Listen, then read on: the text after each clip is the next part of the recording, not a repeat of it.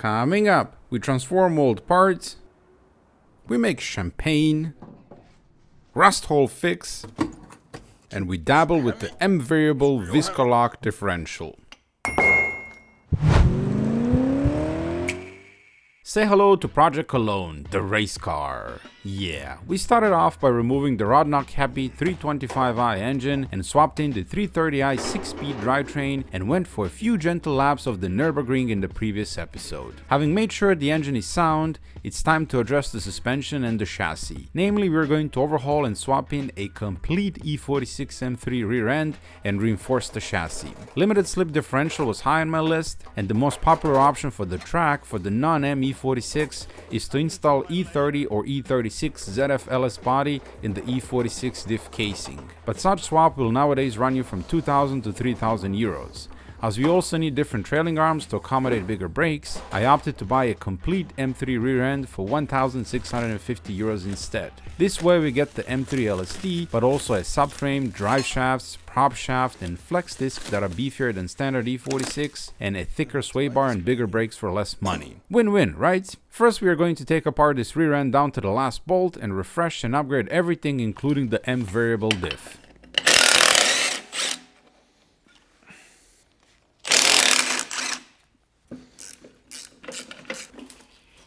Sway bar link removed. Now we're gonna unbolt the drive shafts.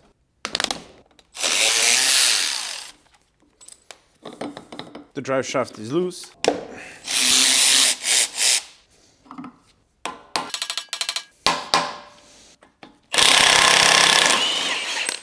My nifty tool from Hazit.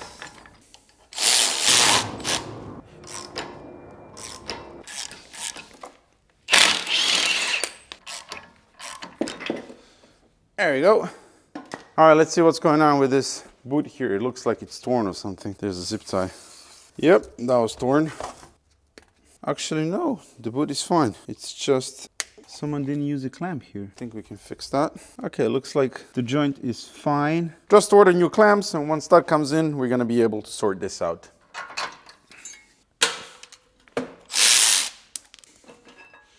We'll need to refurbish these calipers.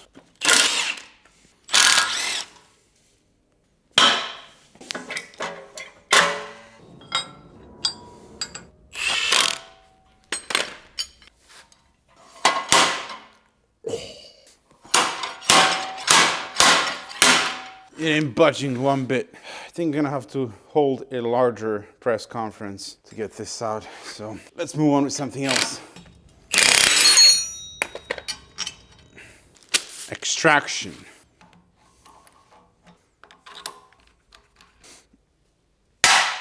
Ah, that was loud.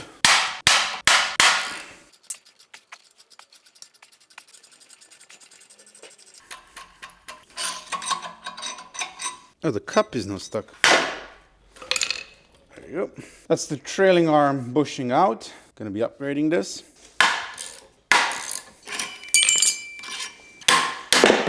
Let's remove the diff.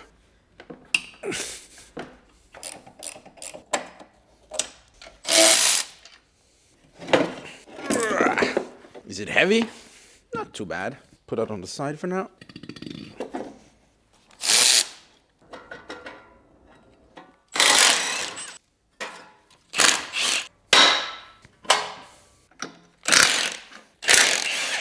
Aluminium, yes please.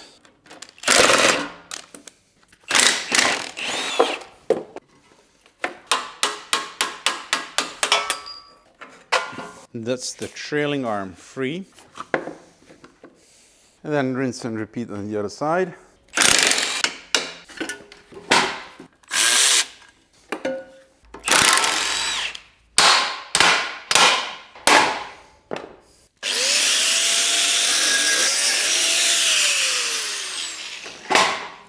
Done around.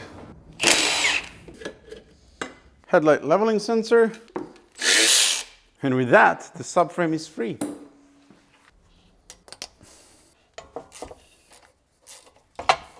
Wheel speed sensor.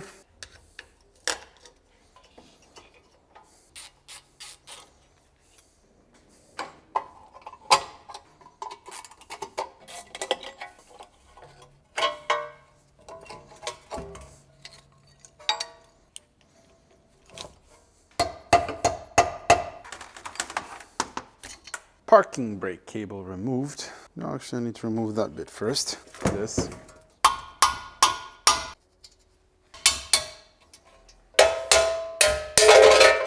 Now you're gonna hold the press conference. Don't ask me how I managed to do this, but somehow I did.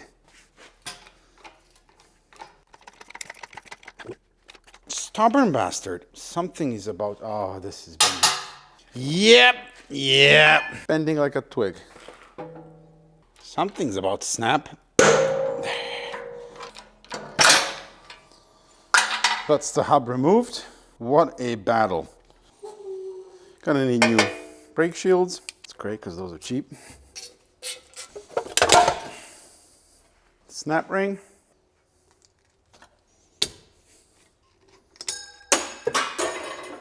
Good. No worries, ever gonna find that again. And now back to the conference hall. Out you come!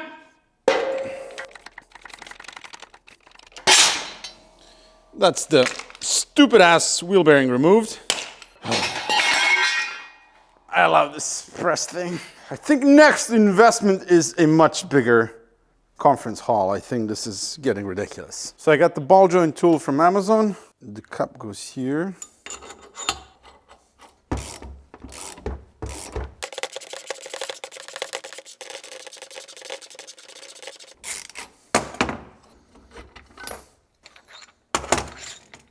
One removed.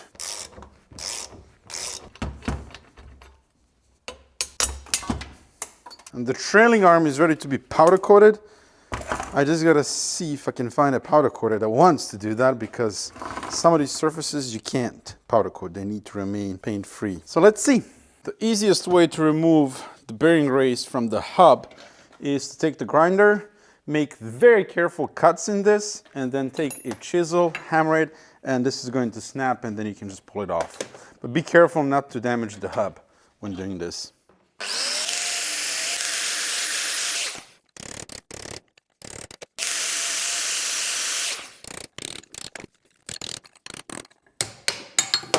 There you go. And the wheel hub is undamaged. Now we're gonna remove the subframe bushings. I got this tool from XXL Automotive. Paid around 300 euro, and you need this in order to remove these bushings. Should have done this with the diff still bolted to the subframe.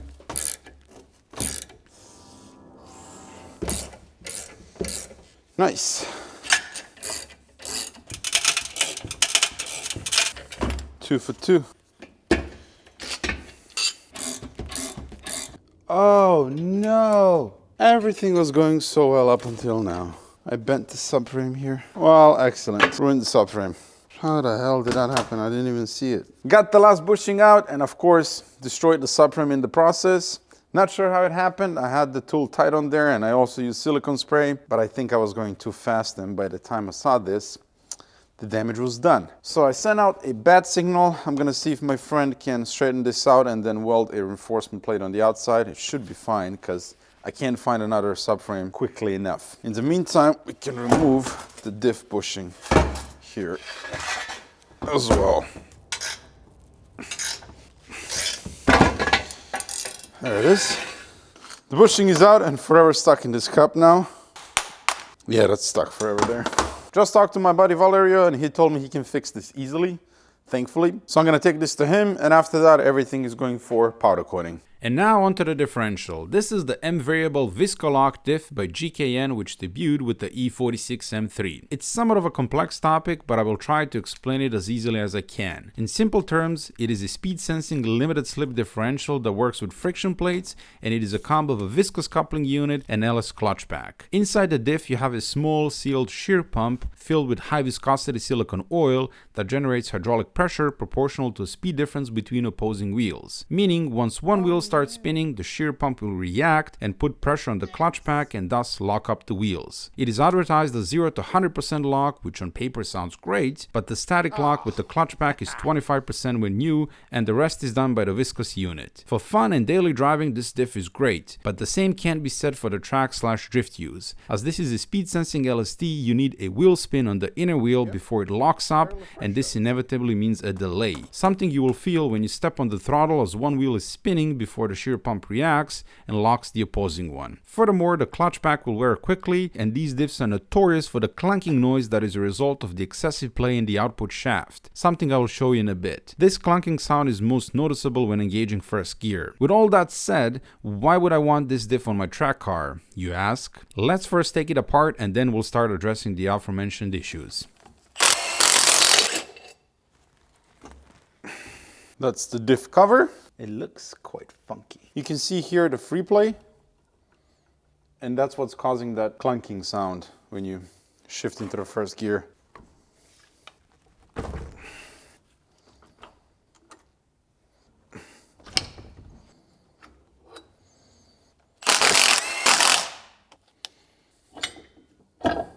I hope I bought that O-ring. Careful, keep this where it is. As well, it needs to be marked and it goes back the same way it came out. So, left.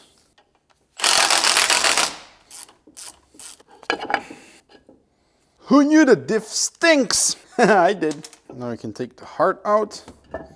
It's heavy. It's real heavy. And it's empty. You can see there's a spinny thing inside.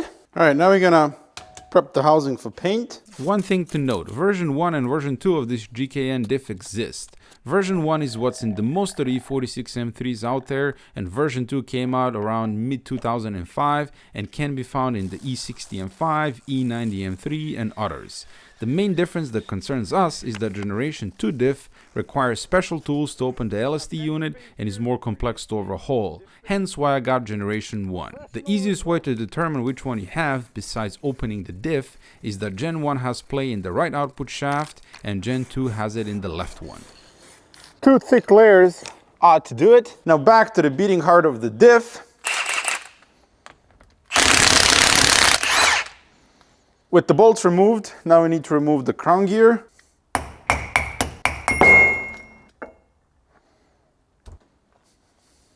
Flip this sucker over. 4 screws here that we need to remove.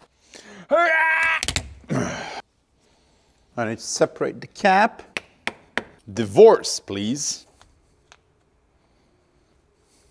This is Visco coupler.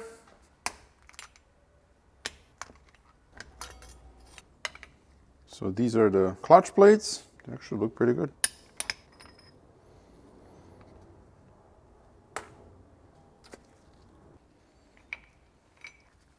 Cross pins. There we go. So this is the factory shim here on the lowest gear. And mi telefono is ringing. Un momento, por favore. Where was I? So yeah, this is the factory shim. And now the case is empty, except for the bearing on the bottom, but we're not gonna touch that.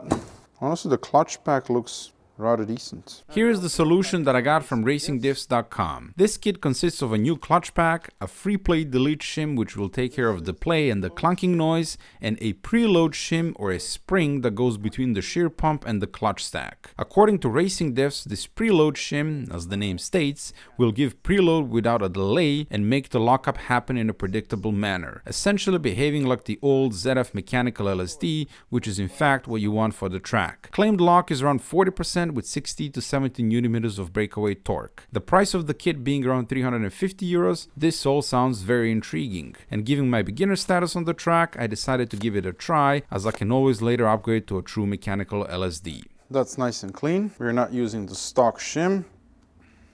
Going to clean this up. And now we're going to use our free play shim. The orientation goes like that. Have some diff oil here, 75W140. Clean your gloves. Lube up everything.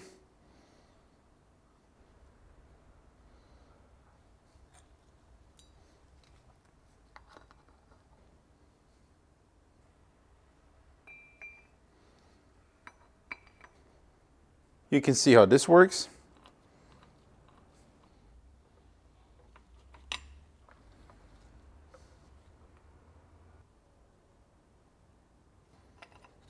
And now the clutch pack, one by one.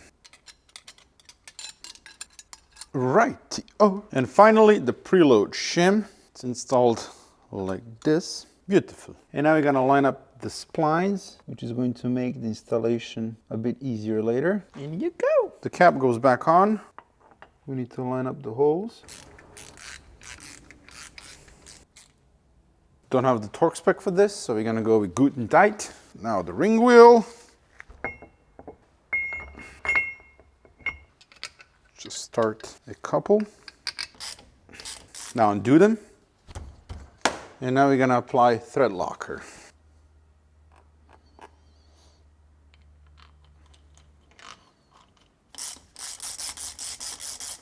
All right, now we need to torque these bolts. Had to make a quick run to the software store and upgrade my bench wise. Look at that, it's real heavy. There we go. Torque time. That's good.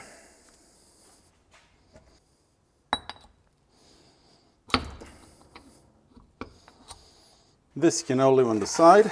Now we gotta replace the output shaft seal. First, clean the inside of it, because we'll need to mark the position of the seal.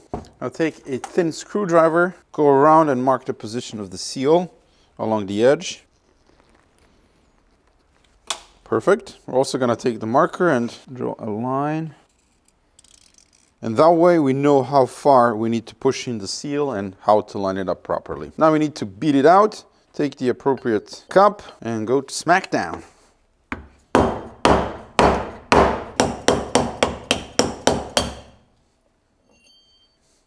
Removed. Doesn't look too bad, but we gotta replace it since we're here. Now clean the inside of it. You can see the line that I put inside. This is the brand new seal. A little bit of oil, make it slide easier. Line it up, grab the cup, and smackety smack. Gotta make sure it's going in evenly. And that's it, it's seated all the way in. Lastly, the O-ring. Brand new O-ring.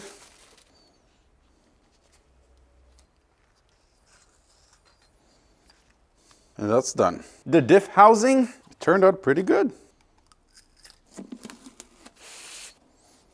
Gonna give the inside of the diff a quick wipe as well. Just realized I'm running low on carbon fiber towels. Gotta place a new order. I think you mean microfiber towels. No, I don't. Cool, that's nice and clean on the inside. Time to pack this. We'll need oil. Is that good? The shims, so right, and the right shim as well. Need to lube up this O-ring.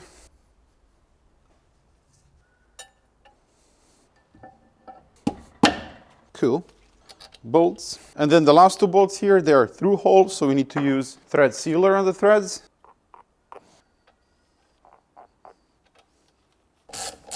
Okay, couldn't find a torque spec for this, so we're just gonna go with good and tight.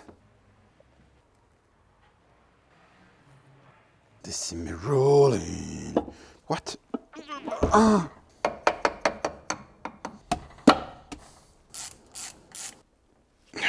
The flange.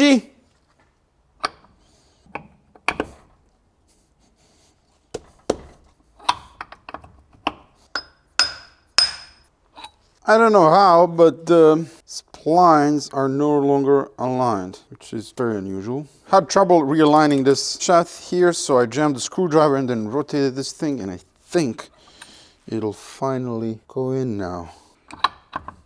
Pretty darn close. Yes, it's in. Very good. Now this one is much easier.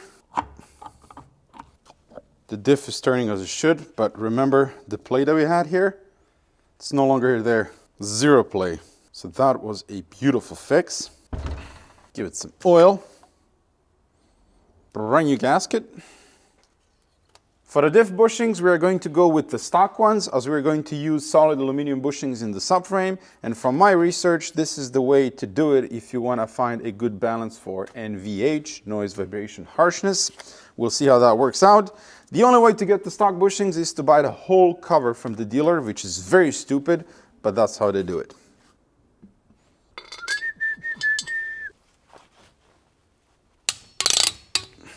Brand new plugs. That's it. Once we reinstall the diff in the car, we're going to fill it with oil, obviously, and replace the input shaft seal as well. That's going to be easier once the diff is firmly planted in place.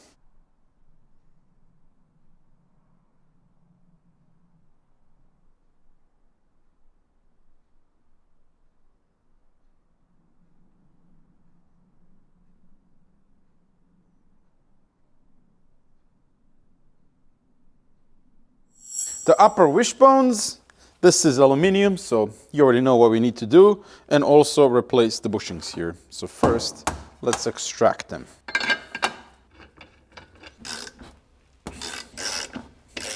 This bastard is quite long. Might need to go and hold a press conference. There's one removed. Vixen Surface Treatments Aquablast 1215 cabinet, aka the creator of better than brand new parts.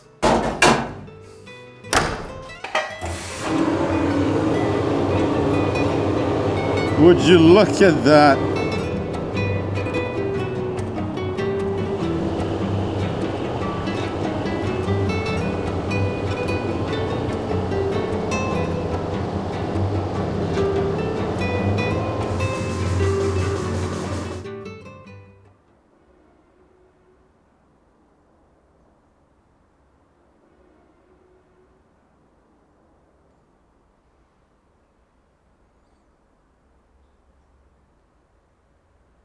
I mean, look at that. It really does work as advertised.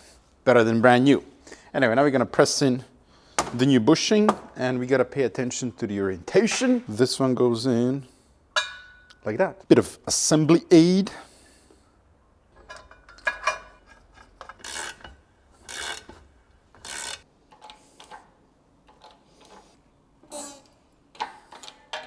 And the second one is in. Beautiful. Sup? We need to get the patient in, Project Cologne.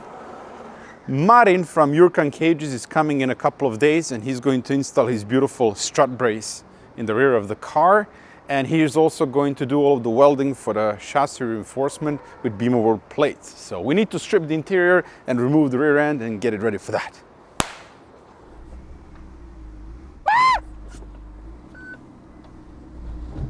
Schnell entrance.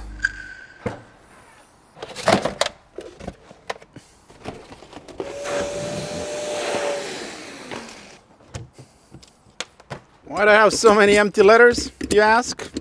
I don't know.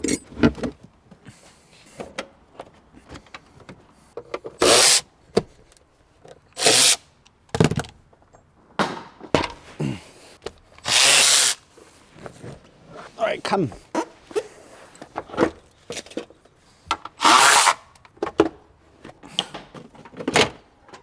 I think we're gonna get rid of all of this sound insulation because actually I don't know, it does make a difference in the trunk, so maybe we do leave it, but it is a race car on the other hand. I don't know. Next, gotta get the seats out, the center console, and the rear part of the carpet because we gotta do some welding on the floor. Remember, we have a rust spot on both sides. We need to cut that out and weld it, and the carpet needs to come out. Need to move the car a bit to the front. So I have enough espacio to take the seat out.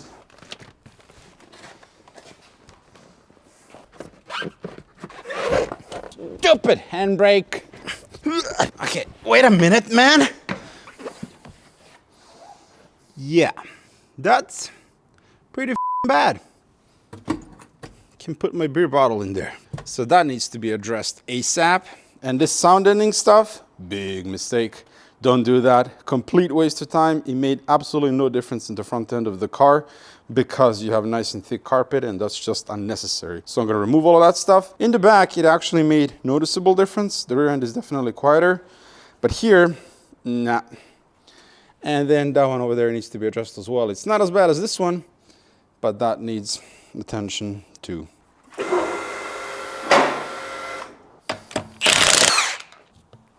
Get the exhaust out first.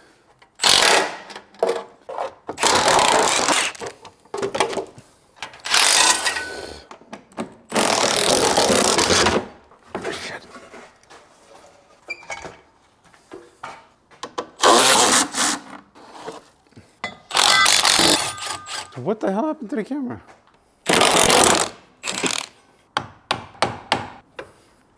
There we go.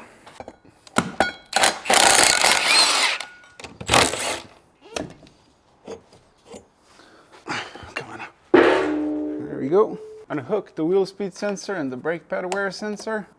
All right. First, I'm gonna cut the rubber brake line. If you remember, the hard line on top is rusty and we'll need to replace that as well. Now we can pull out the parking brake. Yeah, it's much easier to disconnect the parking brake from inside of the car.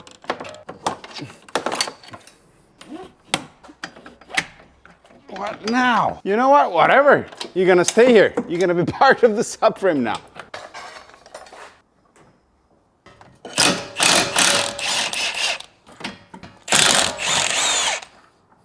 The trailing arm.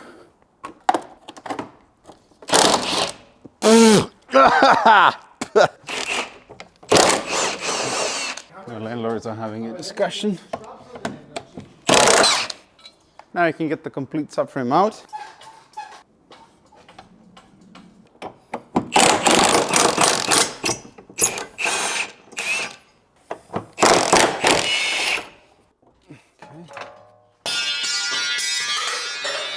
Jeez. That was the spring, by the way. Gingerly now. Whoa, whoa, whoa. Parking brake cable out. All right, we're coming down. And the subframe is out. Subframe cracks, where are you? Guess he doesn't have any. I'm sure that most of you are aware that the E46 platform suffers from cracks in the rear end of the car, specifically where the rear subframe mounts to the chassis. And especially on the M3 models that have more power and more torque, often you will see cracks here. In this case, I'm not seeing anything, but we need to clean this up, remove the paint, undercoating, and then we can see the true condition of the floor. Also, I found my knocking noise from the rear end. The trailing arm bushings are completely destroyed, both of them. The next step is to remove the fuel tank, so Martin has enough space to weld here. And also we need to replace the brake lines. The condition is atrocious. And as this is a German car, of course, we have surface rust all over the place, so we'll need to address that as well. Need to disconnect the fuel pump.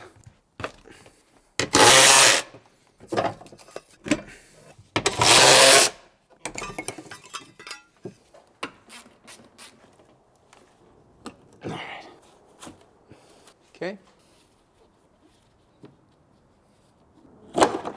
Fuel line is disconnected. I think it should be fairly light.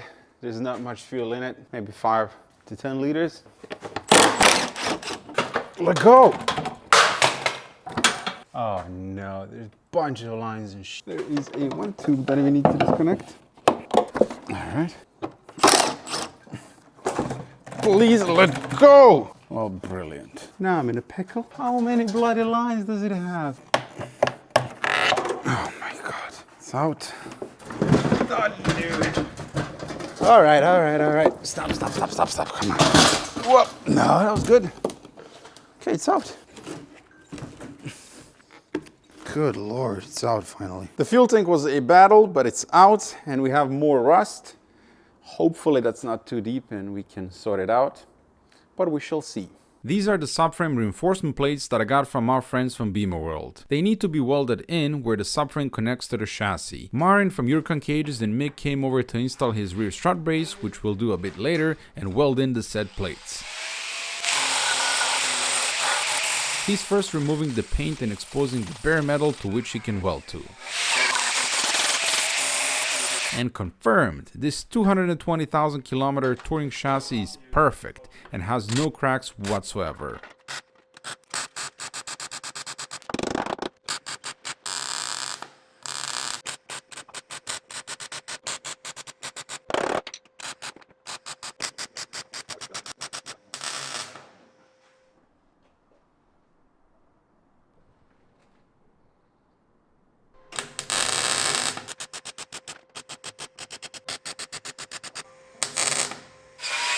And now onto the rust hole.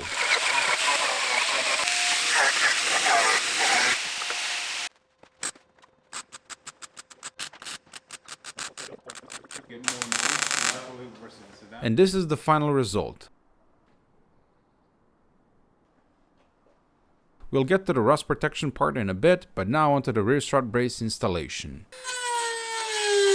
You might be wondering, why am I doing truck related stuff right before the winter and not working on, say, the M3 engine? Good question. TB Motorsport is organizing 2 drift training events in November and 1 in December at the circuit Meppen. Having already gone once with Project Raleigh E46 M3, I had so much fun, but I destroyed very expensive tires and burned through quite a lot of fuel in one day. Hence why I badly want to go with Project Cologne, as it is a perfect way to practice and learn car control in a safe manner. If interested, there are still some slots available. Link in the description.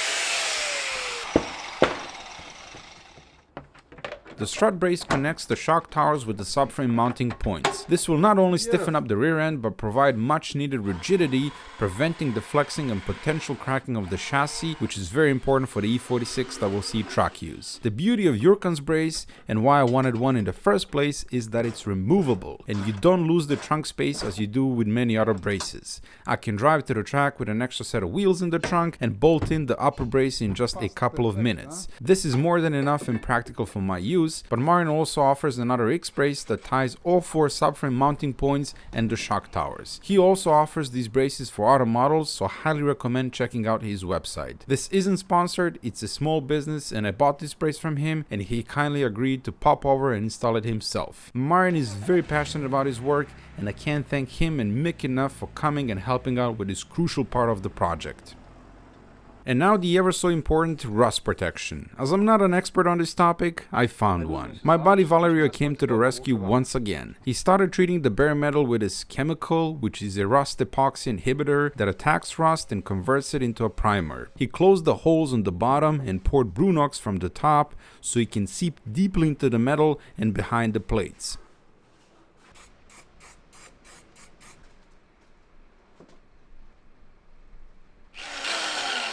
Then things escalated and Valerio started grinding down all of the spots that were showing signs of surface rust, so it too could be treated and protected.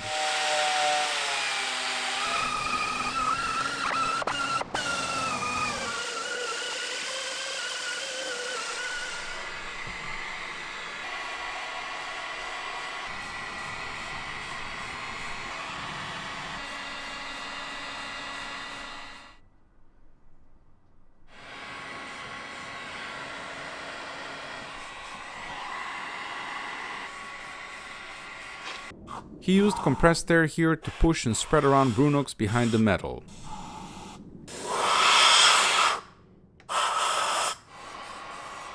After about 2 hours, a second layer of Brunox is applied and then it's left to sit overnight. The following day, the seam sealer is applied around the welding points. Huge thank you to Valerio for his help, and a well-deserved shout out is in order. Valerio recently started offering a service of inspecting, buying and transporting cars in Europe. If you need a reliable person for such tasks, his contact info is in the description. Need to remove this brake line. Oh, did you actually let go? That's completely unexpected.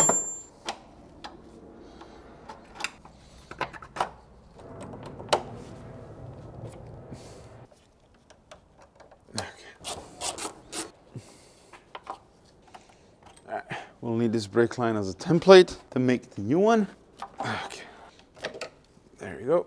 The final step is to paint all of the exposed and treated metal, and as it's already chilly in the shop, I fired up my Veltron diesel heater to heat up the area. We are going with the 2-component epoxy primer and 2K matte clear coat.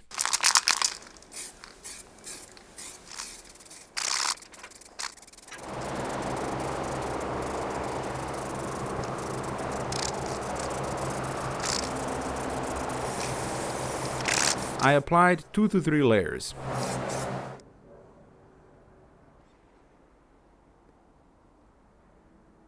And here we are, the end result. Is it perfect in terms of how it looks? Sure isn't. I got overspray in a few spots, but these pipes and brackets, I'm going to be replacing that anyway. I thought it's gonna match a bit better with the old paint, but nope, not even close. But honestly, I don't really care. As long as we protect this car properly so it doesn't rust any further, that's all I care about. Plus, once this dries and before we put in the fuel tank, I am going to coat the entire underside of the car with cavity wax. cable grease from Liquid Moly, all of these small nooks and crannies, just fill it up really, really good. And once we do that, it's kind of going to blend in with the rest of the car as well, and it'll look a bit better. This is the crusty hard brake line that lives above the fuel tank that connects to the rear right caliper. It's shot and we need to replace it. This is the one that I bought from the dealer. As you can see, it comes straight, which means we need to bend it into shape. I thought I had the correct tools to bend the brake lines, but apparently I don't. Forgot to buy them or lost them. So we're just gonna have to roll with this.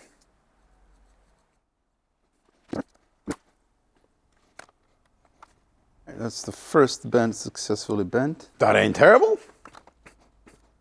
Any more room? Okay, that's not terrible. It'll work. We also need to replace these two brake lines as they're rusty. They go all the way up to the engine bay to the ABS pump, but from here they're in perfect condition. So instead of dealing with all of that mess over there, I don't even know how I would get that line out or do all of those bends. We're simply going to cut them here and use this factory connector, which is the same thing that I used here from the factory, and connect them that way. Let's remove the first one.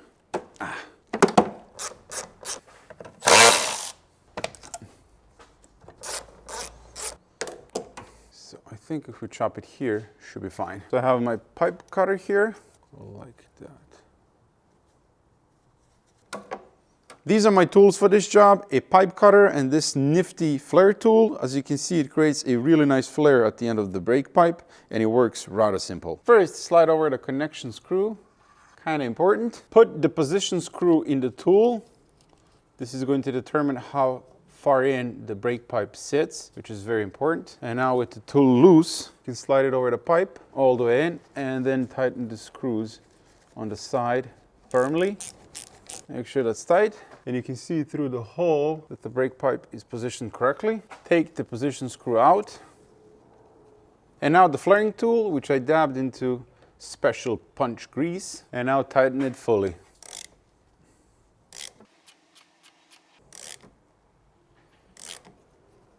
Loosen the screws.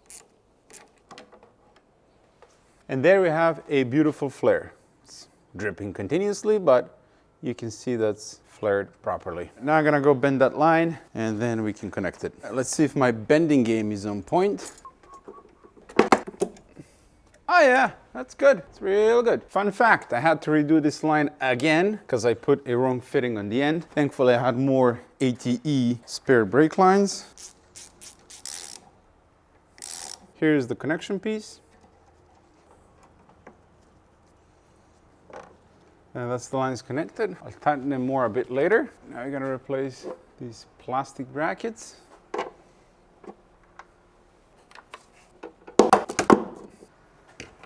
By the way, this was easily the worst part, messing around with brake lines.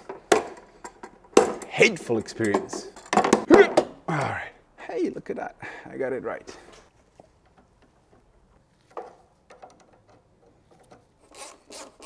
Dreadful, absolutely dreadful. Now, let's welcome more brake fluid. Just wait a minute, you don't need to drip, I'm tightening you. I hate brake fluid so much. That awful job is done. You can see that I managed to bend the brake pipes nicely and everything is clipped into place and it's not touching the chassis or rubbing on anything else. Goes all the way down here to where we have those two connections. Not ideal, I know, but it's a lot better than rusty brake lines. So, tutto bene. And the final protection for the chassis, Liquid Moly Silfet cable grease, or in other words, cavity wax. This is very important and something that I'm practicing on pretty much every single car, especially those that I drive in winter, because this is liquid. So when you spray it inside of the small holes like that, it's just gonna spread everywhere. As you can see, it's already coming out here, and it's going to protect the metal from salt, water, and further rust development. Also have different straws, so I can pretty much hit every single open hole on the chassis.